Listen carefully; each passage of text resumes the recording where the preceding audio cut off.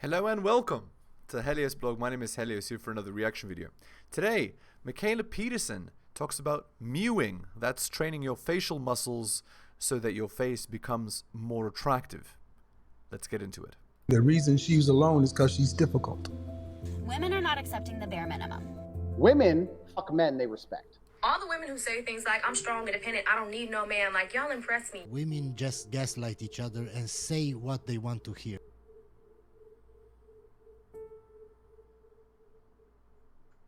You know, it suddenly becomes emotional. I remember before I became famous or before I had a following, parents would bring their child to see me. And, you know, the mother would laugh at how crooked their child's teeth were.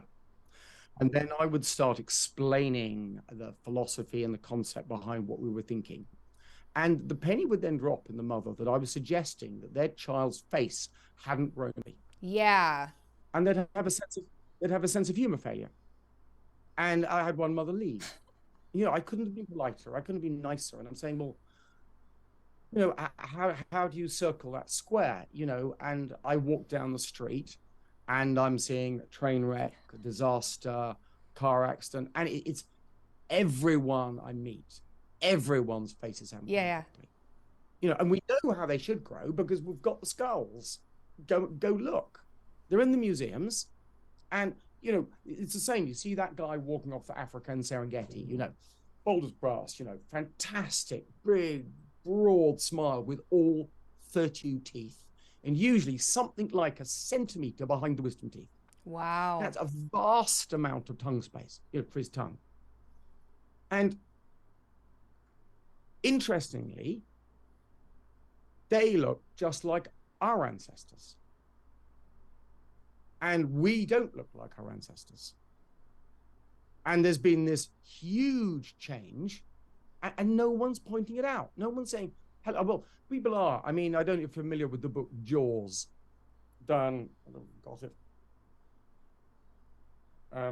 Yes, I have. It's popping up my mic at the moment. I don't even familiar with the, you know, this book here. This is basically my father's concept. Yeah, taken by Sandra Khan and Paul Ehrlich. So Paul Ehrlich at Stanford, who came out with the population bomb. Yeah. And you know, they produced the book, and that is, you know, Paul came to our house. I mean, I've known Sandra for years, and she wanted to put this story together and present the story. And you know, it's there. It's well documented. It's well researched. It's, you know, I would wish I had time to write a book like that myself. You know, it's there. It's scientifically valid, but it's too much. It's too much of a destructive idea. It damages too many people's status quo and professions and qualifications and income, you know, that the resistance is large. Hey guys. Right. So what's the point? The point is,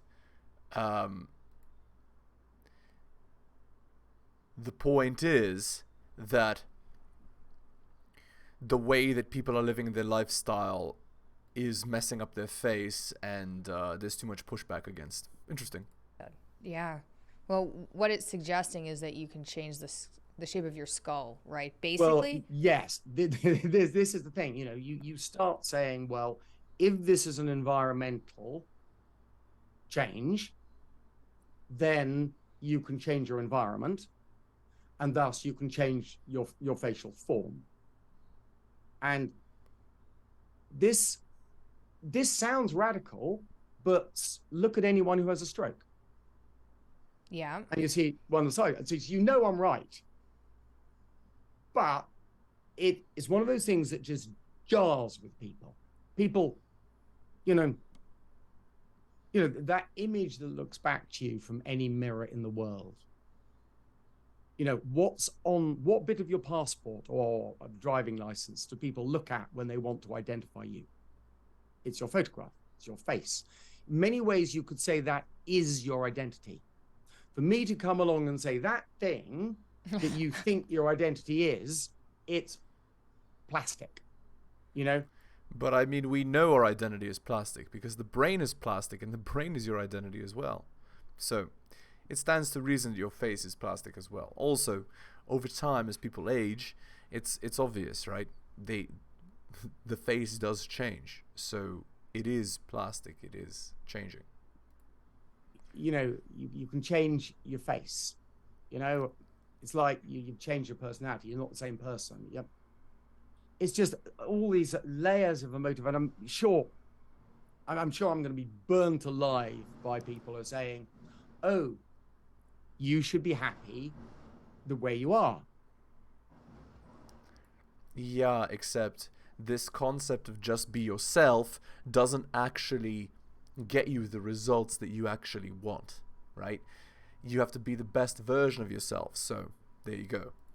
You know, you should. And what am I saying? I'm coming along saying that, well, actually, you can change the very essence of what you think is you is malleable, it's mobile. And if your face hasn't grown very well, not only is it probably your, or even worse, your parents' fault, but it's probably causing you serious health problems. Oh, I can see why there's a little bit of pushback from people. Okay, well, let's get started with then. So what you're suggesting is people's diets and lifestyle have contributed to malocclusion, crooked teeth, overbites, underbites, and just generally misshapen faces. And so you're not necessarily an ugly person. You just haven't been holding your tongue properly. You haven't been doing the correct behaviors that form the proper face, I guess, is the idea. What's gone wrong? Okay, so when, you know, the important question always in medicine is what caused this problem? Mm-hmm. Because medicine's supposed to be about treating the causes of problems. Now, well, I couldn't tell you if our ancestors had sleep apnea. Couldn't tell you if they had type 2 diabetes. We don't know, but they're dead and there's no soft tissue left. We don't have contemporaneous records taken at the time. What we do have, though, is all these skulls. So I can tell you precisely where the teeth were or still are.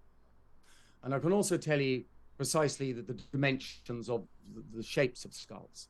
And what you see when you go back in skull records is the further back you go, the more conformity there was, and the better architecture of the face there was.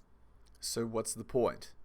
The point is that the modern lifestyle is not good for the face, because just as we evolved not to have these modern social systems, we also didn't evolve to have this modern diet. So our evolution, our biology is not, it's lagging behind the modern amenities that we have, effectively, is what's being said here.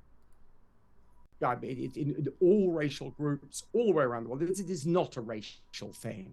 You know, this really is just skin deep. And then you go to start looking at what's changed? What's changed? What are the major factors that have changed that period from when we were hunter-gatherers to the modern environment? And the two, I mean, there's quite a lot of factors, but the two really big factors seem to be that we've gone from this really tough, hard, rough diet where you needed to eat a lot. You needed to eat a lot to gain the calories you needed for the day. And we've gone across to this diet that is just uber soft. So the point is, effectively, people were chewing gum 24/7 before? And it's very calorie rich. You could have, so I could make you a drink. You know, I looked this up. You know, a Starbucks white cafe mocha is, I think, 420 calories. Well, that's before you start opening, put some marshmallows and cream and some sweet, syrups in there. I mean, you could get that up easily to a quarter, if not a third, of your calorific, not nutritional, but just the calories you need for the day. And to gain those calories, you've done Zero, no effort, no masticatory effort. You've not used these puppies here. You've not used them at all to get those calories on board. So either that day you were going to eat more stuff to use your muscles and then put on weight because you're taking too many calories on board, or you're going to eat less. You know, you don't eat as much that day to compensate for those calories, the easy calories you've done. And that's what's happening. You know, we're giving, you see the amount of sugar that's creeping into foods. So the point is, it's low effort eating. And because it's low effort eating, you're not chewing. And because you're not chewing, you're not working the muscles that you need to chew in order to develop the face properly. I understand. Well, the amount of effort is going down.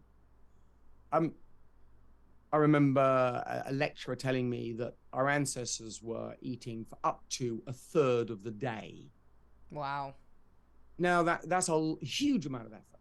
That's a vast change. You know, we think of our bodies as doing what 30% of the exercise that our ancestors did. I think our jaws, my guesstimation, is about 5% of what our jaws are doing. You can see from the wear of our teeth, and I'm not saying we need to go back to wearing our teeth down as our ancestors did, but medicine's about treating the cause of the problem. You've got to understand that cause. And of course, you know, I've got a strong jaw. Yes, you do. Indeed. That my jaw would fit all my teeth quite happily. And that strong jaw is related to this strong jaw muscle. You know, that the use it or lose it. It's it's called Wolff's law in greater or lesser extent. That's just the masseter muscle? This here's the masseter and the temporalis is coming. You don't see the temporalis, but you know, you can ripple it if you try. But the masseter's here. And how, you know, that strong jaw is related to that strong muscle, and you get strong muscles from using them. Interesting. So it's just logical. All right. So it's not complex. It's relatively simple. Mm-hmm. Then the next factor seems to have changed is we're getting nasal obstructions. And nasal obstructions seem to have become really commonplace. Now, Yeah. not really my area, but we know they're going up dramatically. People are getting allergies, they're getting blocked noses. There's a rapid increase. And if you can't breathe out of your nose, you have two choices. You don't breathe, which isn't good, or you're going to open your mouth to breathe. And when you open your mouth to breathe, you lose that tongue to palate contact. And that's, I think, it's a really, really vital reflex that we have. And you lose your lip seal, you know, and that's a reflex. That's one of the orifices in your gut. Don't lose any of those orifices. They're all important. And if but you know, as vital as those reflexes are, breathing's clearly more important. You know, breathing's possibly the most important thing you're going to do. You know, that I think that's number one on my desires today, to breathe. Right, because if you don't breathe, you die within 2 minutes. Everything else comes below that. So to breathe properly, you throw away tongue to palate contact, you throw away lip seal. Now, a lot of people regain lip seal at around puberty because you just realize this looks a little stupid. You bring your lips together, but you rarely are you gonna get your tongue back up on the roof of the mouth. And usually at that point, your palate's narrowed to the point where you're gonna struggle to get your tongue on the roof of the mouth anyway. So, you know, it becomes a vicious cycle. A lot of people's faces are now so long, they're gonna struggle to get their lips together comfortably. And of course, we're creatures of comfort. We'll only maintain as your posture what's comfortable. So we've got these two changes. We've gone from really tough, strong muscles from all this chewing. We've gone from tongue on the palate, lips together. And we've now got weak muscles, mouth open. Now, does that look familiar? Oh, That's very. like 80% of school children are walking around like this. You know, I take my kids to school, and it's just like I just, you know, close my eyes, pretend I didn't see it. Well, what can you say to people? You know, I'm not going to be in that position to say to parents, Yeah. oh, by the way, you should be, they're going to give me a flea in the air and tell me where to go, as they Exactly. rightly should. And of course, if you hang your mouth open and you've got weak muscles, your face is going to lengthen. And again, we go back to that. You've got a stroke, you can see that. And remember, most people have a stroke. It's only the facial muscles. This is surface muscles. And yet that can still create a relatively pronounced effect. And I remember working in hospitals when I saw a guy who had had a road traffic accident, and he'd severed his trigeminal nerve, the power nerve that supplies these muscles, the big muscles. It was amazing. It was incredible seeing how quickly one side of his face dropped down. Wow. And it reminds you just how plastic faces are. But Very interesting. I've never even considered this idea. So I think the takeaway point is chew a lot more to work the muscles, breathe with your nose, push your tongue to the top of your palate, and close your mouth. That's the principle. That's what I'm hearing here. if your face lengthens because you hang your mouth open with weak muscles, it is a little bit like one of those children's toys heads, and they're just being stretched. So it gets narrower and it gets shallower, and you reduce the cross-sectional area. So horrifying. I know. We talk about kids. It just. Well, you know what? You know what what happened my to blood when I see this. But yeah. reduced cross-section, that's crooked teeth, aka malocclusion, crowding. Yeah. Interesting. So the problem can be prevented as a child by just pushing the tongue to the roof of your mouth and closing your mouth. It's interesting. When Scarlett, so I have a 5-year-old. Yeah. And she used a soother when she was little, and I didn't know. I didn't know. Yeah, but don't beat yourself up about this, because I'm my still second beating child, myself up. Yeah, and there's lots you can do now. So, my grandfather. So I'm a third generation orthodontist. My grandfather was taught by Harold Chapman in the UK, and Harold Chapman was the guy who made orthodontics. He pushed orthodontics into being a science, evidence-based. Well, in that direction, we didn't get evidence-based idea till a little bit later. But he pushed it to being scientific, and he still, there's a Harold Chapman Prize that the British Orthodontic Society runs. And so what he told my grandfather was at 4 or 5 years old, if you didn't have enough space between all the upper incisors, so, you've got the upper incisors here's a cast, so you'd have space. And I think it was actually between the canine as well. So you'd have the gap there, the gap there, the gap there, the gap there, and the gap there. So that's 5 spaces, I believe. And if at 4 or 5 years old, you didn't have the space for a half crown, now that is about 2 millimeters thick. Wow. Then you were going to have problems in the future. And he recommended doing. Oh, I see the principle here. There's not enough space for the new teeth to come in, and so there's going to be crowding. That's what is implied here. A burst of expansion to kick the kids out of this hole they were in. And I did it for both my kids. And if you implement that with some really good functional exercises, then it can really be really beneficial to kids. Okay, what does that look like? What do you do for kids who have crowded teeth? You widen them. So basically, if you just look at the top of this appliance, you can see you've got a screw in the middle of it. Yeah. And you can put that in the roof of a child's mouth and widen them. Wow. But from the way Harold Chapman was talking, it's relatively clear, I think, that this was relatively rare. So most children would have that much space, which is literally 10 millimeters. And yet, I see no kids with that much space anymore. No one. Right, and the implication is why?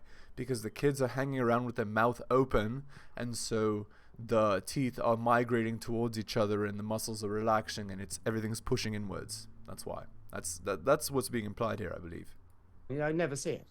It would be, you treat every child that walks in. Hmm. And that reflects the amount of change that we've had just in 100 years. You know, Harold Chapman was teaching my father maybe in the, well, throughout the 20s. So my grandfather started just before the war, First World War, clearly signed up, joined the First World War, got shot up, came back, finished his education after the war. So it was that era, First World War era.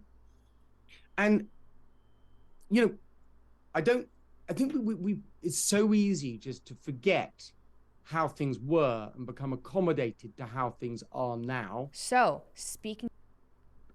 Sorry, we're just going to control. They are so plastic. It's unbelievable, really, to watch kids. Over about 25, it is really difficult to change your craniofacial structure. I gave this lecture in this 21 convention. It's the sort of lecture, you know, when I've researched it, I never should have given, because it was all followed by these incels and people that have become, apparently, I'm a big name amongst the incels now. I don't know what quietly that brings to me, but I gave this lecture anyway, and at the end of the lecture, I was swamped by people, you know, 19, 20-year-old, mainly boys, saying, okay, how can I make my face better? Yeah. And of course, that it wasn't actually what was going through my head just with exercises. And I was kind of saying to them, well, you know, you'd be crazy to try. It's a really difficult thing to do. I mean, changing yourself, changing your habits is in a way changing your nature. And, you know, it's hard to change your nature. It is a hard thing to do.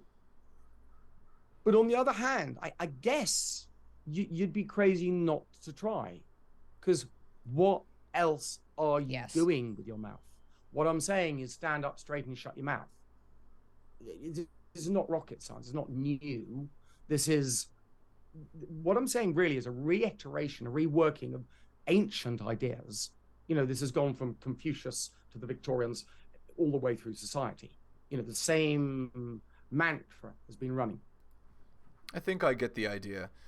It's like having an upright posture for your shoulders. You want an upright posture for your tongue as well, and in your mouth. It makes sense.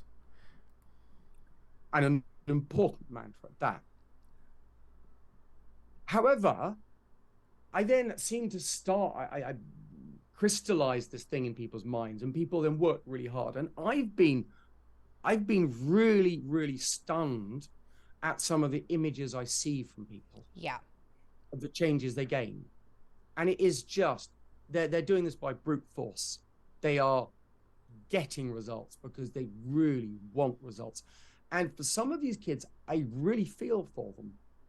And I can understand what, you know, it wasn't their fault. Many of them were pushed into orthodontics that they really didn't want to do. In the cases that I've seen, sometimes the orthodontists can tip the balance and actually lengthen faces. Oh. And they're then forced to wear retainers by their parents. We're telling them, I paid for this orthodontics, you've got to wear the retainers. And they're, you know, they I think they intrinsically know that something's wrong. They see what I'm saying, and these kids, they feel like they're at the bottom of the pile. They do, you know. We don't like to talk about it. The fact that ugly kid's the unpopular one, because we've had this mentality that that's his genetic hand and there's nothing you can do about it. And when I start turning around saying, well, actually, that's not true. Well, I mean, this is obvious, right? You could have an ugly face but be like physically fit, and you'll still be attractive, and you'll still do quite well. So there's that. There's a lot you can do about it. Well, these kids, they're jumping on it. And they really, you know, you think you're the unpopular one, you're the ugly one, you're the, you know, I guess there may be, this is a broad spectrum of why that may be, but you can imagine these kids at that age are gonna fix themselves on trying to make themselves better. They have a huge level of motivation because everything in their life is reminding them about this. and they really focus and they really then they gain changes. And I'm really stunned with that. And of course, they're thinking, oh, well, I'm looking better. And I'm thinking, you're healthier. Indeed. This is really going to help you in your life. Now, my mission is to try and move the needle further north. You know, slowly understand how I can help older and yet older patients, in part with appliances and in part with exercises, and, you know, see if I can change the face of the world, or the faces of the world. Because a lot of people are getting really bad health issues from this. Yeah. And crooked teeth it's one symptom. You know, when you look, I could put a picture of an ancestral upper jaw. So, you know, here's a patient I've treated. And you can see that's a big, wide upper jaw. Yeah. And for me, my mark of success is when the wisdom teeth come in, and when the wisdom teeth come in at around 18 years old, because that's when they should come in, and there should be space for them. And then, you know, if he gets wisdom teeth coming, he's got, he's got a really big upper jaw. Now that's a lot of space for your tongue. I'm getting kids coming, or older patients coming in, and they've had a premolar extracted, and they're also missing their wisdom teeth. So that's 4 premolars, 4 wisdom teeth, and they're slightly crowded. Where's the space for their tongue? There's no space in it. You can see that the face isn't well developed. There's no space for the tongue. And then where's the tongue? Well, they seem to have a high chance of having sleep apnea. Because where else is the tongue going to go? You know, this is the house for the tongue. If you lack space here, your tongue's falling in the back of your airway. And that would appear to be what sleep apnea is. And I see people, I've been to sleep apnea meetings. Interesting. So there you have it. Actually, very informative episode here. All right.